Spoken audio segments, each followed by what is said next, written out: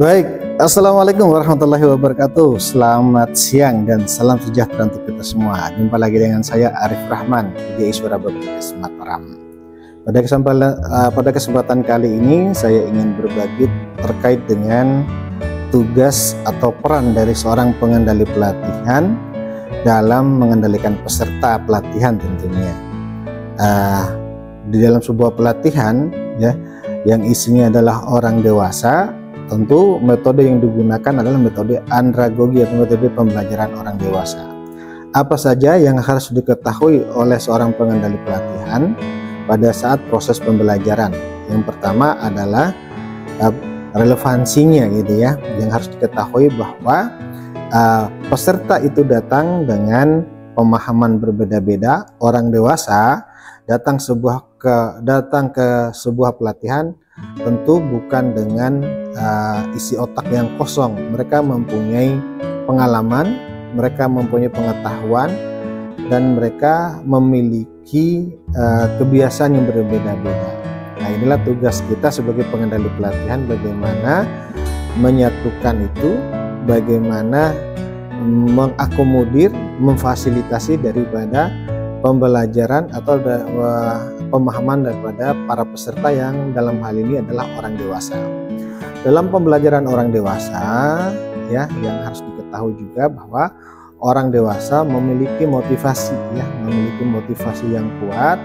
Mereka hadir ke sebuah pelatihan memiliki motivasi, memiliki keinginan yang berbeda-beda, sehingga di sini sebagai pengendali pelatihan atau sebagai seorang fasilitator harus mampu membangkitkan motivasinya, antara lain dengan menjelaskan apa manfaat, kompetensi, tujuan umum, tujuan khusus daripada pelatihan itu. Ya, ibaratnya kita sedang mempromosikan sebuah pelatihan dan memberikan keyakinan bahwa pelatihan yang diikuti adalah bukan pelatihan kaleng-kaleng gitu ya, bukan pelatihan yang sia-sia. Nah, di sini di dalam prakteknya ya, seorang pengendali pelatihan bertindak sebagai seorang motivator ya, memberikan motivasi sehingga semangat belajar para peserta itu muncul gitu ya. Kemudian selanjutnya adalah yang harus dipahami, orang dewasa itu adalah unik gitu ya. Karena keunikannya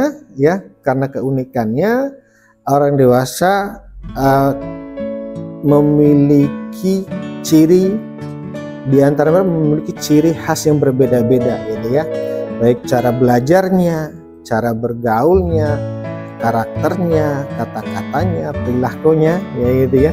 Sehingga misalnya kalau ada peserta yang mungkin bagi kita seorang pengendali pelatihan itu kok kayaknya acuh tak acuh ya, kemudian mungkin muncul emosi kita, misalnya kita pulang pak, nah, kalau disuruh pulang beneran dia nanti, nah kita yang rugi, ya, peserta ya. Yang jadi bermasalah adalah kita sebagai pengendali pelatihan ya. Sehingga ya seorang pengendali pelatihan harus punya metode. Seorang pengendali pelatihan harus memahami karakter, berbagai karakter orang dewasa yang harus disesuaikan dengan keunikan orang dewasa. Nah, kemudian hal ketiga selanjutnya adalah umpan balik gitu ya. Orang dewasa harus diakomodir ya, pertanyaan-pertanyaannya diakomodir, keinginannya ya. Kemudian pengalaman belajarnya yaitu harus diakomodir gitu ya, sehingga kita sebagai pengendali pelatihan sedari awal harus sudah menyiapkan persiapan ya, secara bertahap,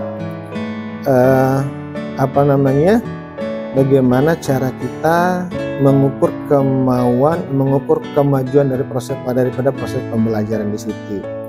Nah, yang harus kita lakukan, mungkin harus terbiasa kita sebagai pengendali pelatihan memberikan pujian. Nah, kalau dalam pelatihan itu misalnya beri dia W, beri dia O, beri dia W, beri dia wow, atau tepuk mantap, tepuk hebat, nah apa aja mungkin yang bisa digunakan. Nah itu bagian dari umpan balik mengapresiasi dari hasil yang dari kemampuan para peserta. Kemudian memberikan tanggapan positif, ya, memberikan tanggapan positif saat mereka menjawab pertanyaan. Kemudian beritahukan kinerja yang diharapkan, beritahukan seberapa jauh kemajuan peserta dalam mencapai tujuan pelatihan. Nah ini yang harus kita pahami ya di dalam proses pembelajaran atau saat kita melakukan pengendalian pelatihan.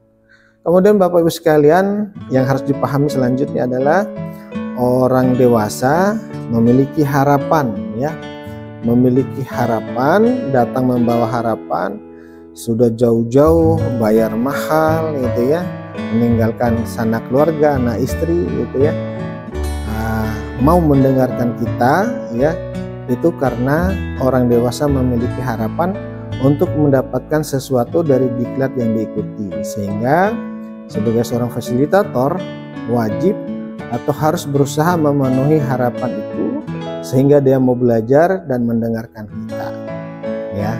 Itu yang menjadi salah satu tujuan atau salah satu alasan peserta datang mengikuti pelatihan, karena dia memiliki harapan.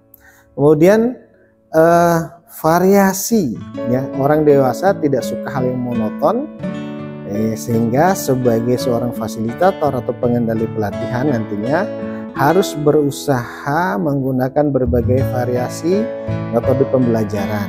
Nah, metode pembelajaran itu kan ada klasikal, ada kemudian dalam klasikal itu ada window shopping, ada caranya ceramah tanya jawab, ada role play, ada diskusi kelompok. Nah ini metode-metode yang bisa digunakan pada saat proses pembelajaran. Nah itu harus bervariasi, tidak monoton antara dari semua itu ceramah tanya jawab, ya biasa suntuk gitu ya, biasa. Dan di dalam memberikan materi biasanya diselipi dengan joke-joke gitu atau humor yang yang membuat peserta gairah gitu untuk mengikuti pelatihan yang kita laksanakan. Kemudian Bapak Ibu sekalian, ya, hal selanjutnya adalah para orang dewasa memiliki kebutuhan yang harus kita akomodir, ya, ya, baik itu kebutuhan pribadi maupun kebutuhan dalam proses pelatihan. Misalnya selama pelatihan berlangsung, ya, para peserta ya menginginkan waktu istirahat gitu ya, karena mungkin namanya orang dewasa, mungkin di antara peserta itu ada yang menderita sesuatu penyakit mungkin yang harus butuh istirahat panjang, jadi akomodir gitu ya, jangan dipaksa untuk mengikuti terus. Kalau dia minta izin sih silakan, diberikan kesempatan untuk istirahat, tapi dengan catatan gitu ya, dengan catatan dan dia memiliki keterbatasan itu tentunya. Jadi menerapkan waktu istirahat tepat waktu juga itu menjadi sesuatu yang harus diperhatikan oleh seorang pengendali pelatihan. Dan tantangan bagi seorang pengendali pelatihan, seorang pelatih, adalah bagaimana cara untuk memenuhi kebutuhan dan pelatihan, karena tadi itu peserta unik gitu ya, bagaimana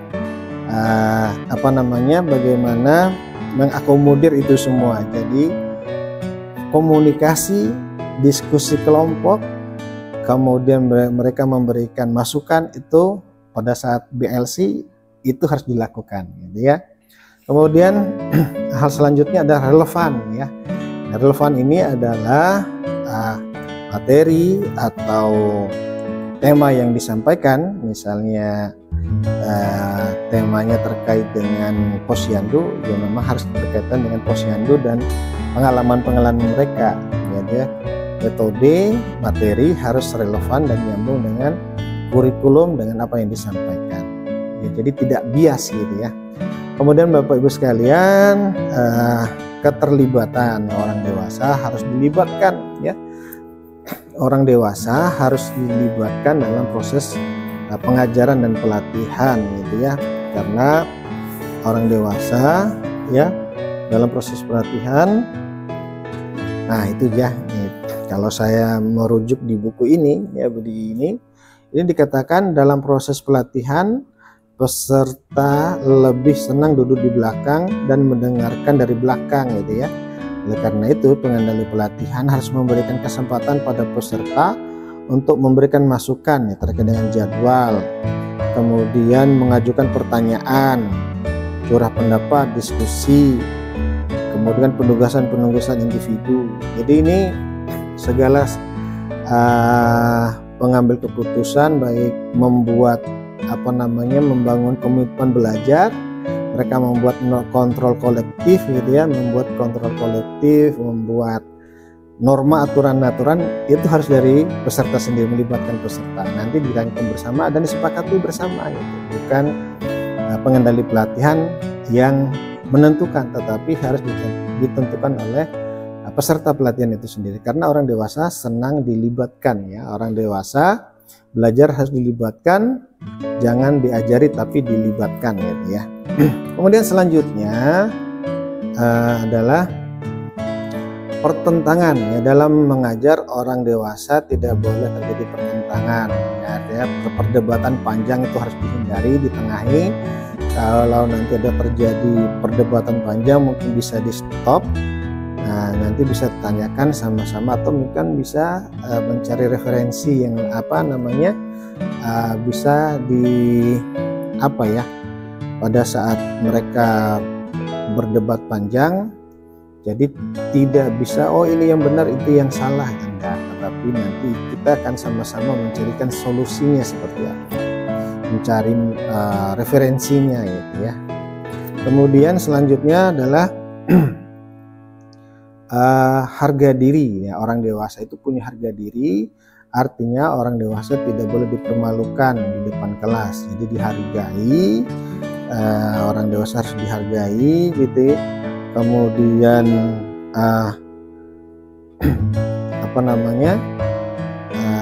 diorangkan lah gitu ya, jangan mentang-mentang kita sebagai fasilitator dan pengendali pelatihan kemudian berbuat semena-mena. Nanti kalau seperti itu nanti malah membuat kasus baru gitu ya, jangan sampai itu terjadi. Kemudian hal selanjutnya adalah dari semua itu tadi ya, bisa kita ringkas di jambatan keledai ini adalah si UU PAN si Karal terlibat pertentangan harga diri. Si itu motivasi, U itu unik, U yang kedua umpan balik, PAN itu harapan, si itu variasi ya, kebutuhan realistis gitu ya. Kemudian orang dewasa harus dilibatkan, orang dewasa tidak suka dipertentangkan, dan orang dewasa harus dijaga harga dirinya gitu ya. Itu mungkin ya yang bisa saya sampaikan untuk hari ini. Dan kita tunggu video selanjutnya, nanti kita bahas terkait dengan pelatihan, pengendali pelatihan.